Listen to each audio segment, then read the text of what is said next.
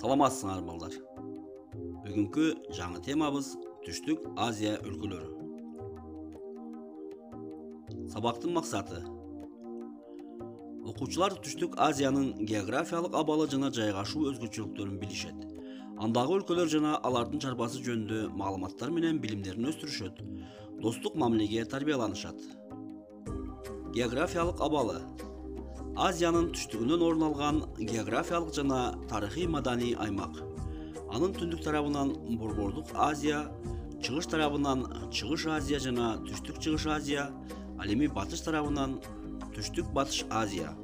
Түштүгүнөн Инд океанынын суулары чолгап турат. Ири жаратылыш объектилери. Индостан жарым аралы, Инд жана Ганг ойдуңдары, Гималай тоолору, Декан бөксө тоосу жана Шри-Ланка аралы. Изилдөөлөр боюнча Евразия материги байыркы Лавразиянын бир бөлүгү болсо, бир гана ушул Индостан жарым аралы байыркы Гондвана материгинин бир бөлүгү экен. Аянты жана калкы. Жалпы аянты 4,5 миллион чарчы километр. Азиянын 10%-ын ээлейт. Жалпы калкы 1 миллиард 785 миллион 210 миңден ашуун болсо, анын жарымынан көбү же тагыраак айтканда 1 миллиард 325 миллиондон ашыгы Индияга туура келет. Климаты. Аймагынын көпчүлүгү муссондук климат таасиринде. Ысык жазында күч алып, Ганг дарыясынын суусу кирип, айыл кыштактар эгин талааларын кыйроого учуратат. Жаан-чачында бирдей эмес. Чирапунжиде 10 000 мм ашса, Тар чөлүндө 70-100 мм ашпайт. Мамлекеттери: Индия,